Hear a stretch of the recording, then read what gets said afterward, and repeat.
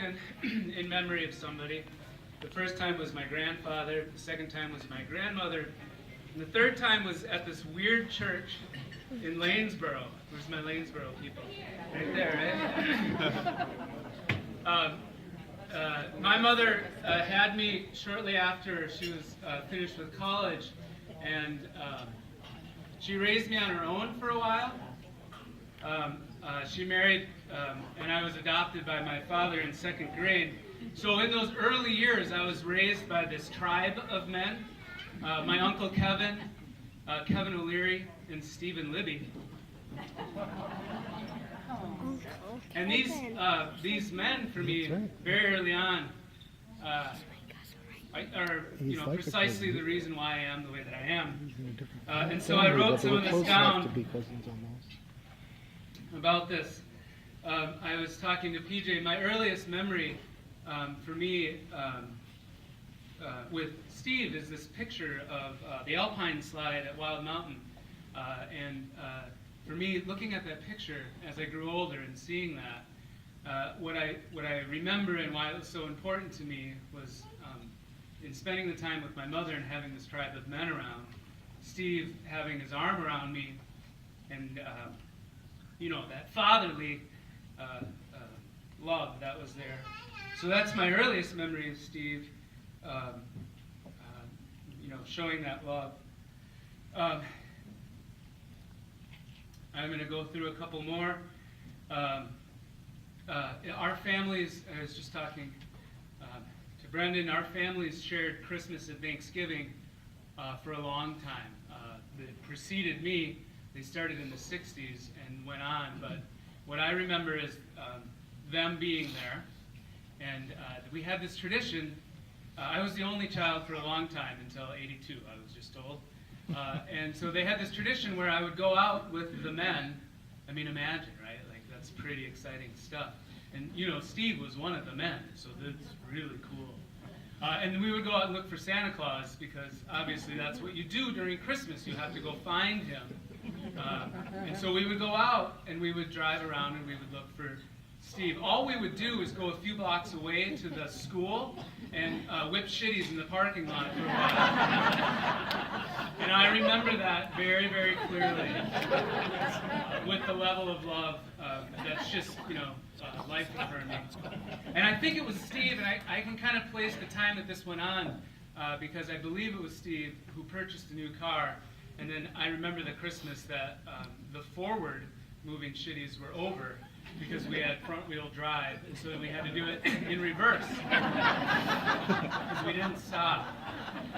We carried on that tradition for a long time, so we took PJ, we took Kelsey, and as more kids were added to our little tribe, we kept going out. It got a little bit more tame as time went on. There was minivans, there was, what was that, MVP vehicle, right? What was that thing? The MVP, right? Mazda, yeah. That Mazda People Mover, or whatever that is. There's a wonderful video that we should really send in to America's Funniest Home Videos. Steve was one of the first men that had a video recorder. He had the big one, right? He had to have like a little crew carrying around with him. And I was a break dancer in my own mind. And there's this wonderful video of him recording me break dancing. And the moment for me with that in particular one, is again, just being surrounded by this tribe of people and feeling that degree of love. But for Steve, he was so earnest in his encouragement, and he could have totally been making fun of me, but it didn't matter to me at the time. So earnest in his encouragement of my breakdancing prowess, which was pretty awesome. So that's just a couple of the stories as I tried to remember. Someone had mentioned his laugh.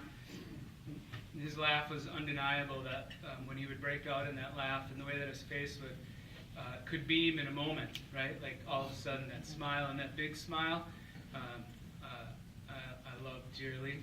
I remember the first time that Steve shaved his mustache off, he caught a lot of grief from us, because we thought he looked a lot like Fred Flintstone.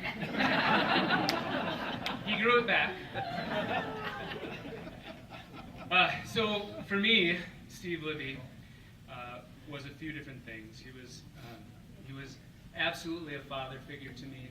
I mean, in real important and foundational ways.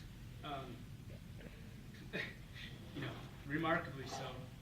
He was a hero to me. I can remember the anticipation of knowing that I was going to get to see Kathleen and Steve and go over to their house. And whatever reason, we could be, you're going to go over and mow the lawn. All right, I'll go. Whatever reason it was, I would anticipate it for days in advance. And I looked so forward to going to do that. They let me babysit a few times. They realized that was stupid. And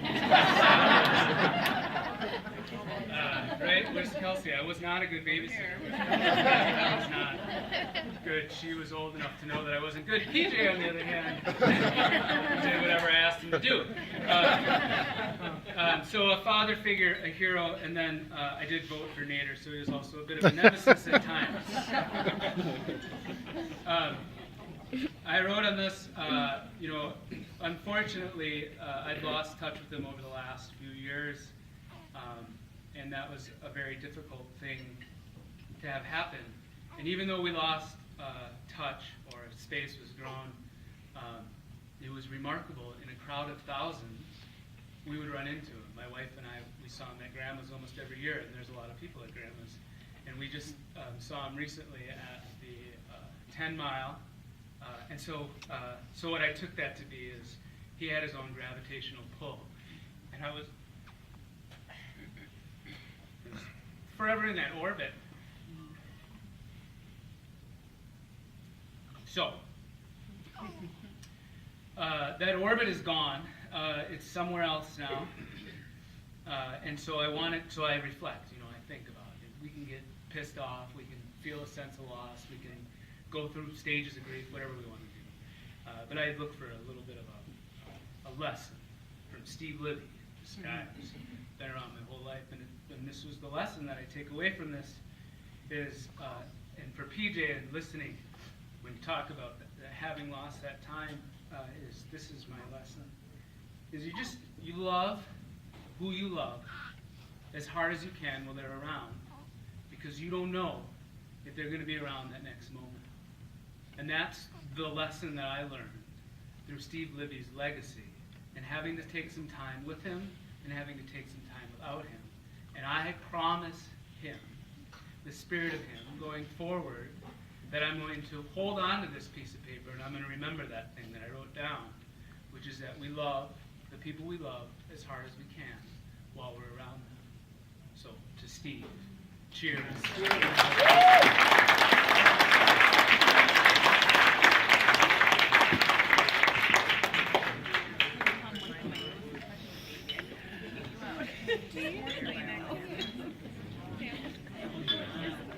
It means when you feel very, very sad because someone died. Like what you felt for Claude. When Claude died.